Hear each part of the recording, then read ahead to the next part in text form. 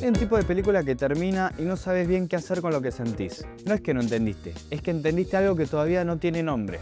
Lo primero que hacemos es buscar a alguien que nos lo explique. Un video de YouTube, un hilo en Twitter, un amigo que la vio 2 veces más que vos. Como si entenderlo con palabras lo fuera a resolver. ¿Es un final triste o un final feliz? Es un final y basta. David Lynch dijo que pedirle a un director que explique su película es casi un crimen. As soon as you finish a film, people want you to talk about it. The film is the talking. The film is the thing. So you go see the film, and that is it. Y yo le creo. Y también creo que nadie le explicó al espectador por qué.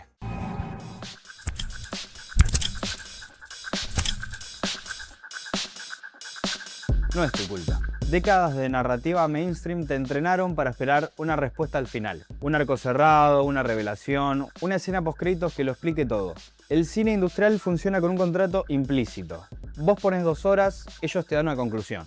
Es un intercambio honesto, no hay nada de malo en eso. El problema es cuando ese contrato se convierte en la única forma que conoces de relacionarte con una película. Cuando la ambigüedad deja de ser una elección del director y empieza a sentirse como un defecto, como algo roto. La ambigüedad no es un defecto de escritura, es una forma. De eso vamos a hablar hoy. Hay películas que usan la ambigüedad no como falta de esfuerzo, sino como lenguaje. Y cuando pedís que te la expliquen, no estás pidiendo entenderla mejor. Estás pidiendo que te revelen la esencia de la película. Pero para entender por qué nos incomoda tanto, primero hay que ver el caso más famoso de ambigüedad, que en realidad no lo era.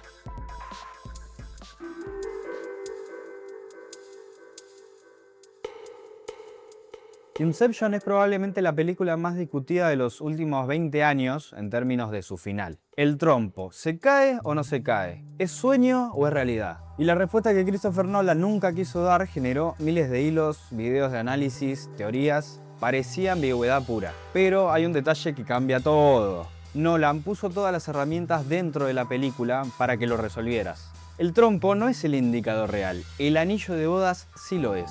Cobb lo usa en los sueños y en la realidad no. En la escena final no lleva anillo.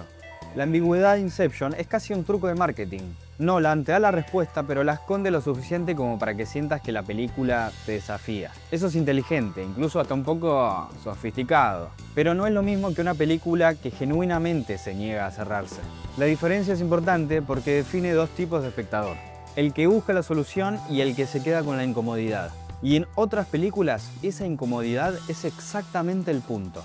Y hay decenas de películas que lo hicieron y sobrevivieron décadas sin respuesta. Tengo un par de casos, así que empecemos con el más viejo. Blade Runner se estrenó en 1982 con una pregunta en el centro. ¿Deckard es un replicante? Ridley Scott dijo que sí.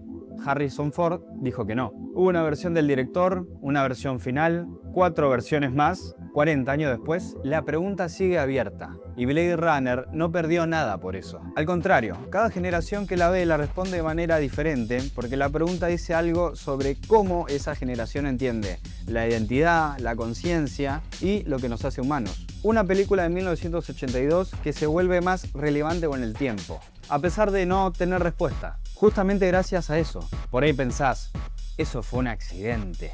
La ambigüedad no era intencional, simplemente nadie se puso de acuerdo. Ok, entonces miremos qué pasa cuando alguien sí intenta resolverla.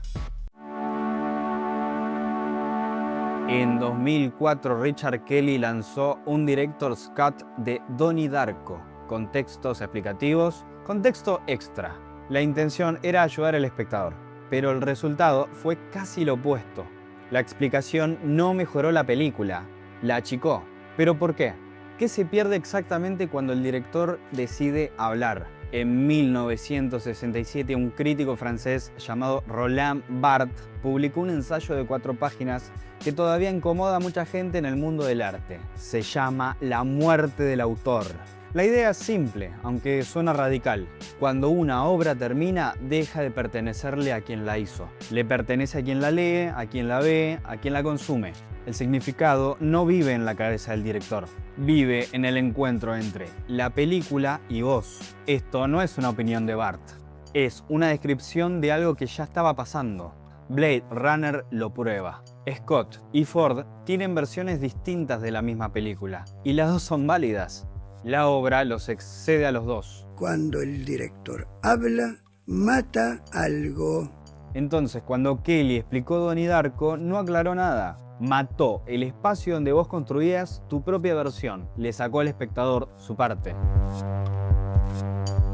Kubrick esto o lo sabía, o lo entendió, o lo intuyó. En El Resplandor, El laberinto, Las gemelas, La habitación 237, la foto de los años 20, nada de eso fue explicado.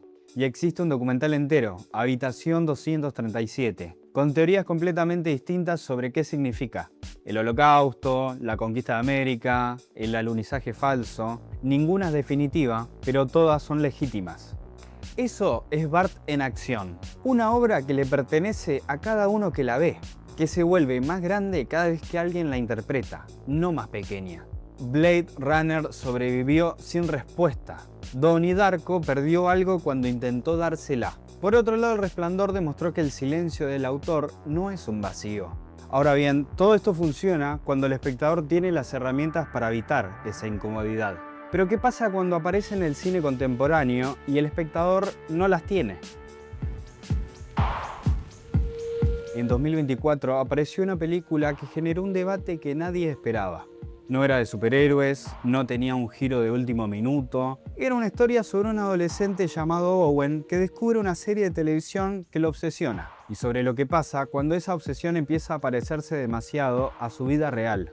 El final lo deja en un momento de reconocimiento. Ve quién es él en verdad. Y en lugar de transformarse, en lugar de tener ese tercer acto limpio que el cine industrial prometió durante décadas, vuelve a cerrarse como persona.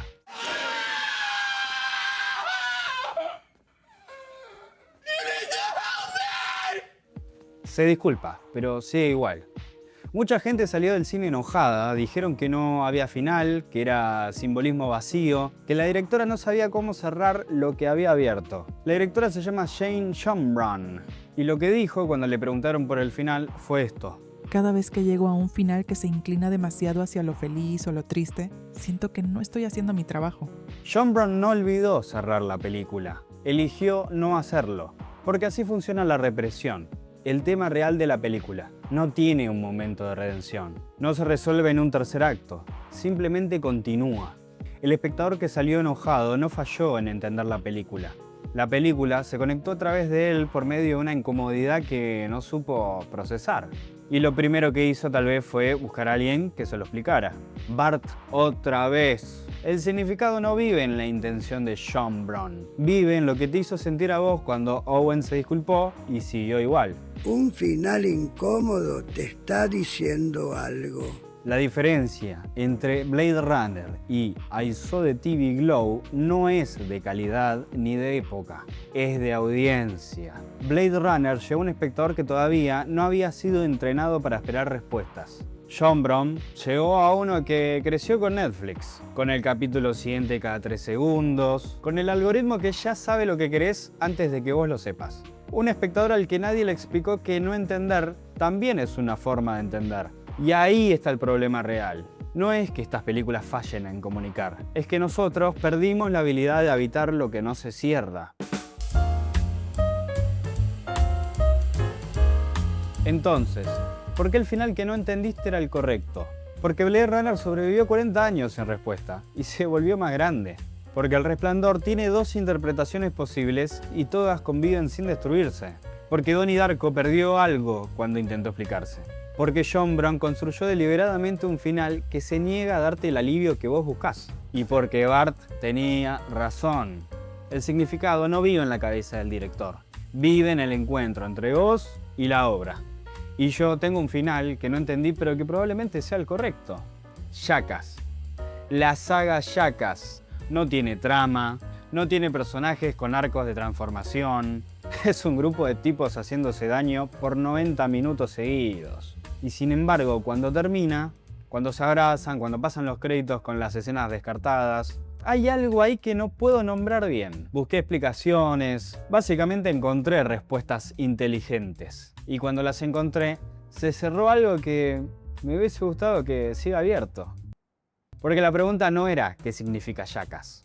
La pregunta por ahí era ¿qué dice de mí que me importe tanto? Y esa pregunta todavía está abierta. y está bien así. De hecho, creo que Jackass merece su propio video, porque si algo aprendí haciendo esto es que las obras de arte no siempre vienen donde esperas encontrarlas. Pero eso va a ser para otra ocasión. Algunas películas no te dan una respuesta porque la pregunta es el punto. Si tenés un final que no entendiste o tenés uno que todavía tenés dando vuelta en la cabeza, quiero que me lo dejes en los comentarios. No para explicarlo, pero tal vez para hablar de por qué no podés soltarlo. ¿Ok? Ok.